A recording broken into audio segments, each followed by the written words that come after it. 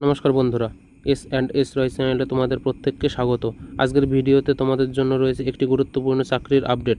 কেন্দ্রীয় দূষণ নিয়ন্ত্রণ পর্ষদ অর্থাৎ সেন্ট্রাল পলিউশন কন্ট্রোল বোর্ড বা সিপিসিবি এর বিভিন্ন পদে নিয়োগের বিজ্ঞপ্তি নিয়ে আজকে বিস্তারিত আলোচনা করব। এখানে বিভিন্ন ধরনের পদ রয়েছে, যার মধ্যে administrative assistant, scientific assistant, data entry operator এবং ফিল্ড অ্যাসিস্ট্যান্টের মতো পদ রয়েছে। সবচেয়ে গুরুত্বপূর্ণ বিষয় হলো পদ অনুযায়ী শিক্ষাগত যোগ্যতা আলাদা আলাদা।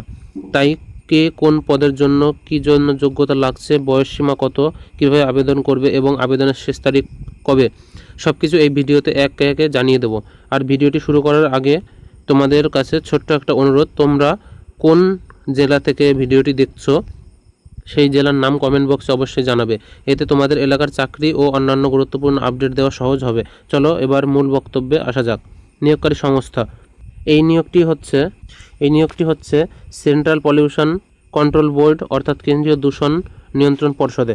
বিজ্ঞপ্তিতে বিভিন্ন পদে প্রার্থী নেওয়ার কথা বলা হয়েছে, তাই আবেদন করার আগে প্রত্যেকে প্রার্থীকে নিজের শিক্ষাগত যোগ্যতা অনুযায়ী উপযুক্ত পদে নির্বাচন করতে হবে।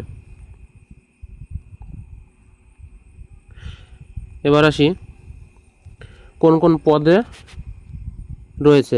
বিজ্ঞপ্তিতে বিভিন্ন ধরনের পদ রয়েছে, যেমন administrative assistant, scientific assistant, data entry operator, field assistant, এছাড়াও অন্যান্য পদ।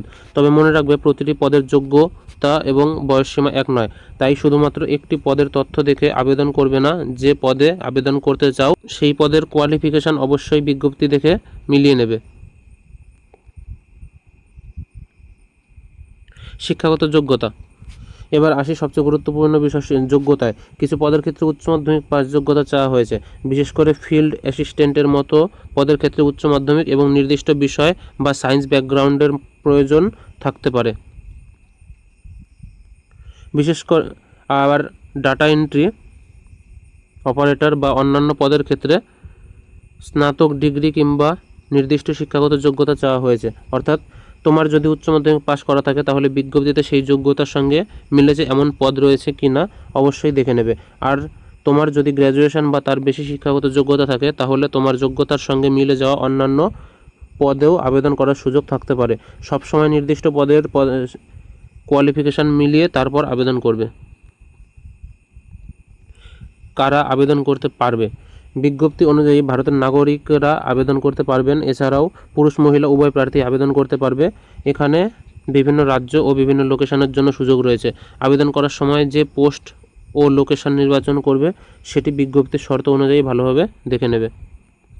বয়সসীমা কী চাওয়া হয়েছে?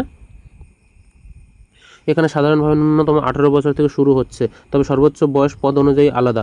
উদাহরণ হিসাবে বিজ্ঞপ্তিতে কিছু পদের ক্ষেত্রে অ্যাডমিনিস্ট্রেটিভ অ্যাসিস্ট্যান্টের সর্বোচ্চ বয়স লাগবে 35 বছর, সায়েন্টিফিক অ্যাসিস্ট্যান্টের সর্বোচ্চ বয়স 35 বছর, ডাটা এন্ট্রি অপারেটরের সর্বোচ্চ বয়স 32 বছর এবং কিছু অন্যান্য পদ রয়েছে যাদের ক্ষেত্রে সর্বোচ্চ বয়স রয়েছে 27 বছর। অর্থাৎ যে পদের জন্য আবেদন করবে সেই পদের নির্দিষ্ট এজ লিমিট অবশ্যই বিজ্ঞপ্তি থেকে মিলিয়ে নেবে। সংরক্ষিত শ্রেণীর প্রার্থীদের ক্ষেত্রে সরকারি নিয়ম অনুযায়ী বয়সে ছাড় থাকলে সেটি বিজ্ঞপ্তি অনুযায়ী প্রযোজ্য হবে। আবেদন ফি কী রয়েছে? এবার অত্যন্ত গুরুত্বপূর্ণ বিষয়, আবেদন করার জন্য কোনো অ্যাপ্লিকেশান ফি লাগছে না, অর্থাৎ পুরোপুরি ফ্রি হচ্ছে। অর্থাৎ বিজ্ঞপ্তি অনুযায়ী নো অ্যাপ্লিকেশান ফি রয়েছে, তাই যোগ্য প্রার্থীরা কোনো আবেদন মূল্য ছাড়াই আবেদন করতে পারবেন। এরপর রয়েছে নির্বাচন পদ্ধতি। নির্বাচন পদ্ধতি কী রয়েছে? প্রতিটি পোস্টের জন্য নির্দিষ্ট ইন্টারভিউয়ের কথা বলা হয়েছে, তবে প্রতিটি ক্ষেত্রে এই সিলেকশন প্রযোজ্য নাও হতে পারে।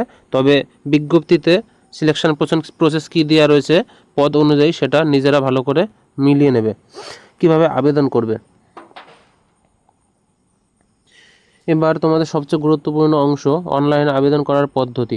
প্রথমে বিজ্ঞপ্তিতে দেওয়া অফিসিয়াল অ্যাপ্লিকেশান লিঙ্কে যেতে হবে। সেখানে গিয়ে প্রথমে নিউ ইউজার রেজিস্ট্রেশন অপশানে ক্লিক করবে। এরপর তোমার first name, middle name, last name, date of birth, gender, email ID, mobile number ইত্যাদি দিতে হবে। তারপর রেজিস্ট্রেশন কমপ্লিট করতে হবে।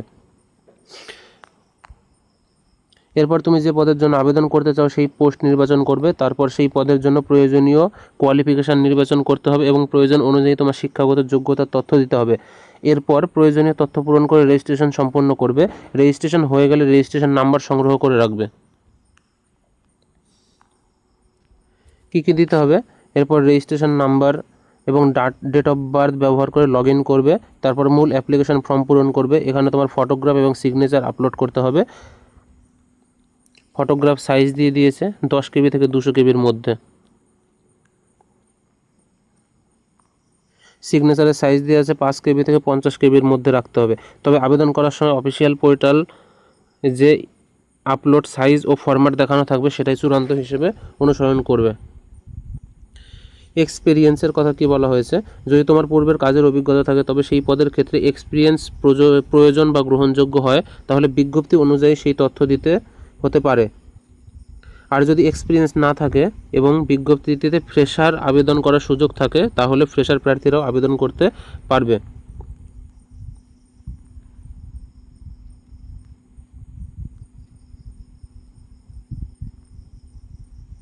আবেদন সাবমিট হয়ে গেলে তারপর অ্যাপ্লিকেশনের প্রিন্ট কপি PDF করে বা কপি করে রাখতে পারো। ভবিষ্যতে ডকুমেন্ট ভেরিফিকেশন বা অন্যান্য প্রয়োজনের কাজে লাগতে পারে। এছাড়াও registration number, log in details এবং অ্যাপ্লিকেশন ডিটেলস নিরাপদে সংরক্ষণ করে রাখবে। আবেদনের শেষ তারিখ দেওয়া হয়েছে 7ই সেপ্টেম্বর 2026।